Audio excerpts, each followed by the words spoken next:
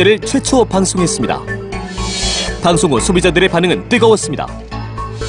온갖 노물과 쓰레기 섞인 원료가 사료에 들어간다는 사실에 충격과 분노를 감추지 못했습니다.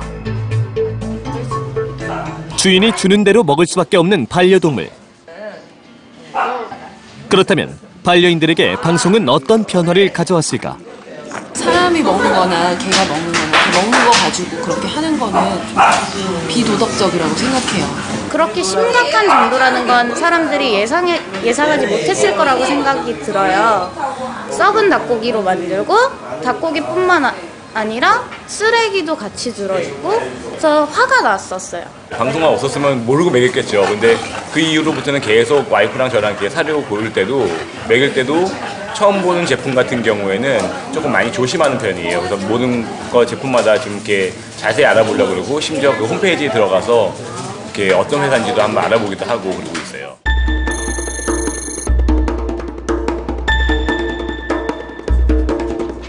소비자 고발 앞으로 사료를 먹은 개가 혈변을 계속 쏟아내고 있다는 제보가 있었습니다.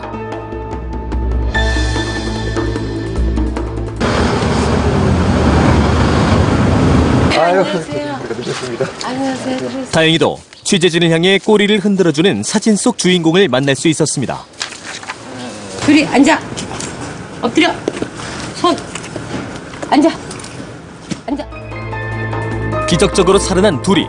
하지만 당시 상태는 심각했습니다. 핏똥을 싸는 게 아니라 그냥 쏟아내는 거죠. 쭉 그냥. 구입 후 5일간 둘이가 먹었다는 사료. 곰팡이가 핀 사료 때문에 문제가 생겼다는 것입니다. 사료 포대를 봤더니 하얀 파란 점이 군데군데가 있는 거예요. 그래서 이상하다 하고 이제 이거를 팠어요. 밑으로 갈수록 많은 거예요. 그렇다면 사료에는 어떤 재료들이 들어갈까? 봉지에 적힌 표시 사항을 보니 수많은 원료들이 적혀 있습니다.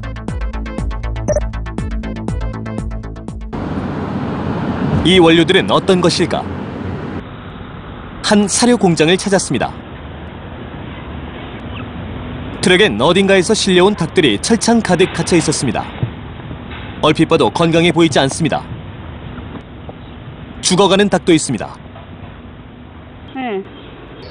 이런 닭들이 옮겨진 집화장, 사료 원료로 쓰기 위해 분쇄 과정을 거친다고 합니다. 병 들어오면 이제 오고 다 키워서니까 이상 있는 놈은 다 이리 와요. 살아있어도 병든 놈들은 다 오는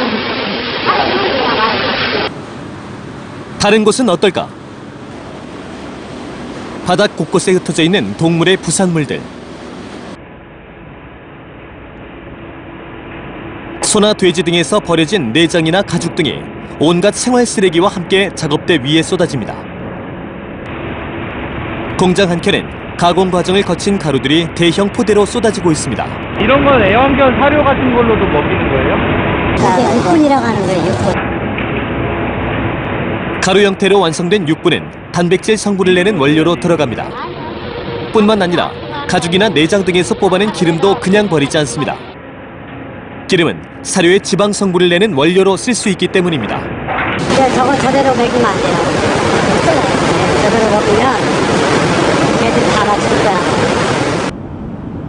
잠복 끝에 원료를 싣고 나가는 차량을 쫓았습니다.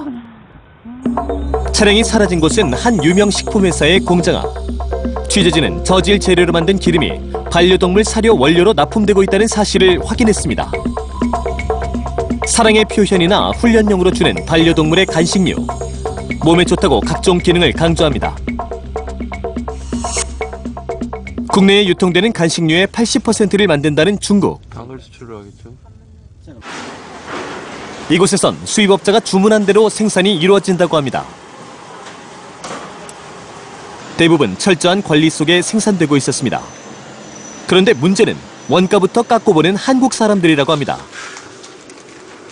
多少钱？7000，好，7000哈，然后7000，便宜的，水分再高一点，然后培养地再大一点，然后就是那个再加上点面，再加上点东西，颜色一定跟它一样，效果跟它一样，一定要便宜，一定要便宜。